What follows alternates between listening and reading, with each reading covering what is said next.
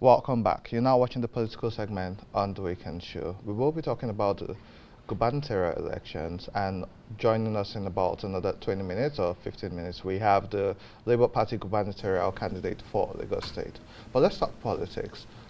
Just this week, the Independent National Electoral Commission postponed the gubernatorial elections by 1 week, which means the elections will now hold next week, Saturday, on the 18th of March. However, we had a lot of Nigerians pay attention to the presidential elections, but one of the most important organizations which I rely on for fact checking and when it comes to advocacy is YAIGA. And they were able to have a situation room, and they also released a preliminary situation room report during the election and after the election, which shed a lot of light on objective and independent observation of the election. And so we will be reviewing INEC's performance and preparedness for the gubernatorial election. And joining us again, we have Cynthia Mbamalu, who is the Director of Programs, YAIGA Africa. Good morning and welcome back to the show. Good morning. It's good to be back. Cynthia, it's always good having you here, especially because before the elections, we had you on here and we're optimistic. We had a lot of hopes for the presidential elections, which has held. And now there's the gubernatorial election, which has been postponed but will hold on the 18th of March. From YAIGA's perspective, and I know you guys worked through the nights for a long time for this, what's your analysis of the presidential elections and INEC's preparedness before we come to the states? Well, I think we'll begin from, you said we had a conversation before the elections and a lot of optimism, and I remember I was really excited about the elections, and because I was really convinced that this was an elections where we would consolidate on one, the gains of having a new law with important innovation that could improve transparency, but also the fact that we had a lot of citizens who were interested in the elections, especially young people. And so I was excited about it. However, when you have really high expectations and things don't meet those expectations, it's just different waves of disappointment. And I think the presidential elections was a missed opportunity for Nigeria, for our democracy. That is because it's an elections where when you raise hopes and when people have high expectations and you don't meet the standards or the minimum standards, right? It affects how people begin to perceive the system and also affects the level of trust and confidence in the system. And that was what we saw. So if you ask me my analysis of the election, I already said it was a missed opportunity, and this is why I'm saying so, or this is why we believe it was a missed opportunity. One, if you think around just as simple as administration of the election, so logistics management and operations, this was one elections where we had major logistic challenges, which did not make sense because there were a lot of expectation that the learnings from 2019 would inform the planning for 2023. And when the Electoral Act was passed in 2022, part of the provisions we celebrated was the power, or rather, the release of funding for elections 1 year to the elections to the Electoral Commission. And the idea was if the budget for election is approved and funds released, it gives INEC a longer period of time to plan for the elections. Unlike previous elections where the funds were released like months to the elections and we had delays or even postponement in the middle of the night. But this time around, the fund was released early. INEC had said they would produce materials in country, which we commended because it's good. It takes away one layer of flights could not fly into Nigeria, so materials did not arrive, right? So we said if it's produced in country, it means you'd have earlier deployment. And so if you look at the indicators when it comes to indicators to help us project on what commencement rate would be like on elections day, everything seemed to be checking out. Non-sensitive materials were deployed to the local government level from the last quarter of last year. Sensitive materials like the ballot papers, the result sheets, were deployed from the last quarter, and by January they were at the state level, at the CBN at the state capitals. The BVAS were deployed in January to INEC offices at the state capitals, because I know there was a BVAS testing from the 4th of January to the 11th of January. That was where it was tested, and to ensure that they were working, and there were some issues found out. Some of them were addressed. Now, when the cash crunch started, the redesign of Naira notes that has left everyone in this serious hardship, INEC reached out to the CBN. CBN said they would release some funds to help manage petty cash transactions relating to deployment of materials and personnel. And so by 48 hours of the elections, we did observe that materials were already moving from CBN to local government to the racks. Those are the layers of deployment. Because we had state coordinators who were the CBN of, in fact, 72 hours to the election, not even 48 hours. I remember some of them they started moving from 2 a.m. as late into the night. And so on elections morning, I'm not sure what justification INEC will be giving, because INEC is yet to even address Nigerians to explain what happened. But our data showed that by 7:30 a.m., only 27% of polling units had officials present. And we track arrival for 7:30 because commencement is 8:30. Officials are meant to arrive by 7:30 so that, you know, you put things in place. Normally they post all the register of voters on the wall, all those set up. By 8 a.m. they start set up and all of those stuff. So that by 8:30 they begin. And so if by 7:30 you had this few percentage of arrival, it was already an indication that we're going to have late commencement. And so by 9:30 a.m., only 44% of the polling unit nationwide had commenced accreditation and voting. This was 1 hour post the commencement time. And we had polling units that did not commence proceeding the voting till 12 noon, 1 p.m. This was on elections where voting was going into the night. I remember we're tracking one polling unit in Lube. 4 a.m. they were counting ballots. So some people actually spent 20 hours plus just to cast their vote. There were polling units where elections did not hold on 25th of February. Elections were to hold on the 26th. And our data showed that there were still polling units that elections never held. So you mean there were voters who went to polling units and never got the chance to vote. There were people who waited to vote and never got the chance to vote. So that is one part. The other part around logistics was, we observed that there were locations where there were insufficient materials. So insufficient number of ballot papers, for instance, things around ink pad or indelible ink missing. I mean, some polling units refused officials to even comment until they had everything complete. And so if you think around, if just beginning, just logistics, it was poorly managed. It created a lot of chaos on elections day. And the fact that some individuals were relocated to new polling units was also a factor, because we observed that on elections morning, there were lots of voters who spent time just trying to locate their polling units. And that was because INEC had moved people to new polling units. And this information was released in February, which is the month of the elections. And I remember there were lots of civil society organizations, including YAG Africa, who had constantly followed up with INEC since 2021, when the new polling units were created. And the conversation then was, can you begin to migrate people? Do that early, so that you have sufficient time to communicate to people that they would be voting in a newer location. For those who are first-time registrants, some of them, you could, at point of registration, they can actually be moved. So when you register, you'd be told your polling units would be at this location, closest to where you live, you know. Those were some of the ideas or recommendations to the commission.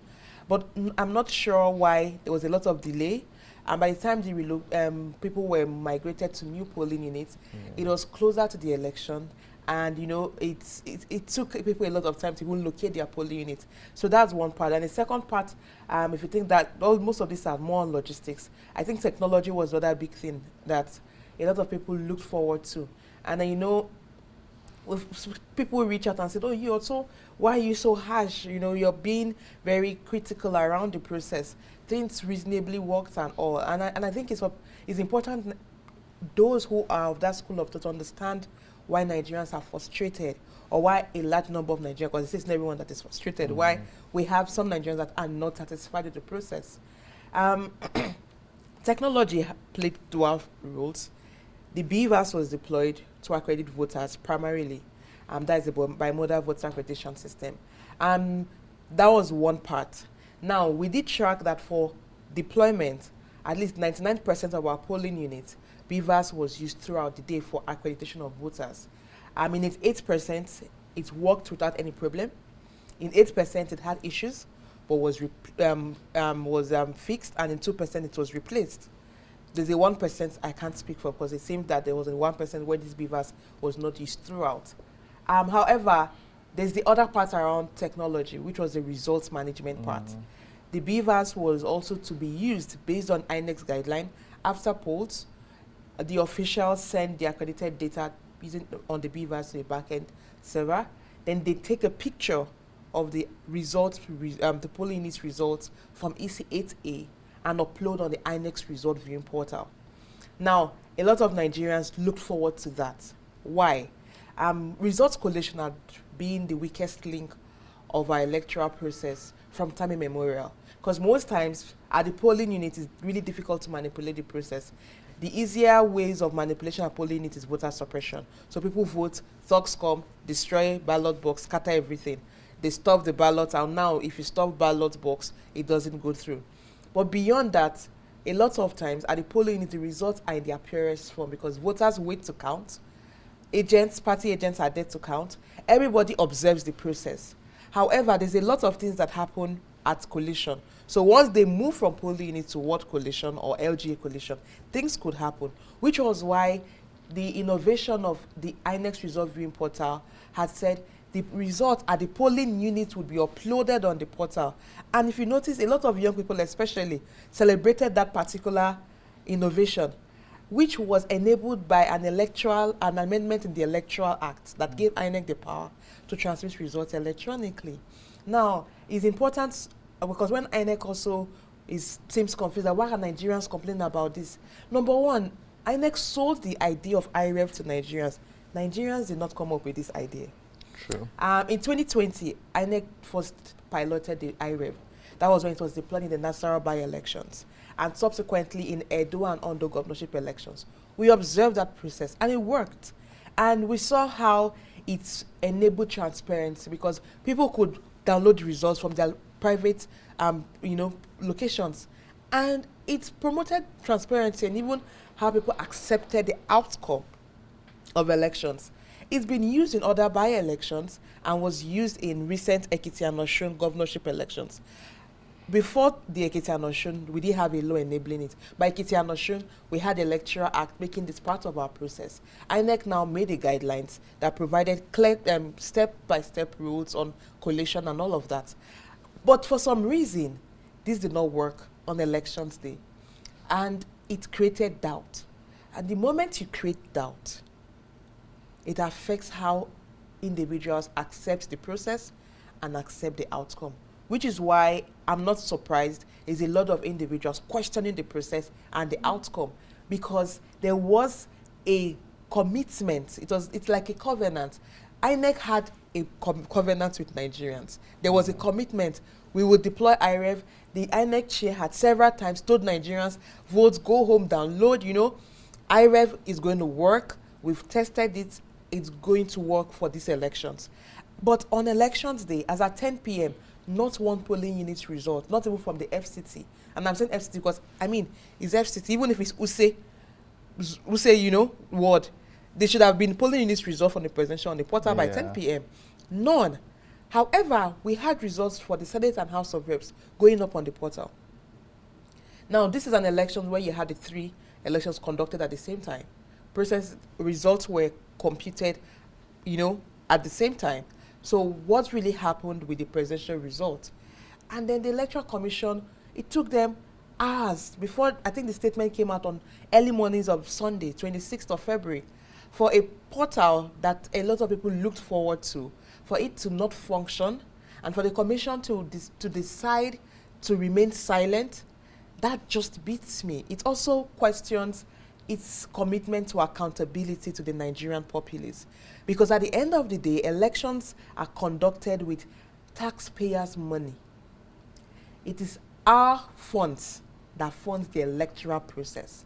So Nigerians have a right to ask questions and have a right to receive answers, because it's not a charity process. Elections is not a charity case for Nigerians. Election is a fundamental part of our democracy, which is why billions of naira is invested in conducting elections. So when we don't meet standards or when citizens' expectations are not met, the Commission has that responsibility to address the public with humility, providing explanations for why things did not work and taking responsibilities for what failed and providing solutions on how they would address the challenges. And I think it just did not make sense and the Commission remained silent for that long, number one. But even post the elections, there have been opportunities to address the public and explain why there were challenges, what issues are being addressed now to ensure that the next election, which has been moved to the 18th of March, would not experience those challenges. And I know a lot of there have been arguments on the legality or non-legality of IREP, is it in the law and all of those things. And I think at this point, it's not about debating on the legality. The guideline is a policy of the Electoral Commission. If INEC, an institution of law, makes a policy and decides at the point to set aside some parts of it, INEC should communicate to the people, this is why we're setting aside this part of it.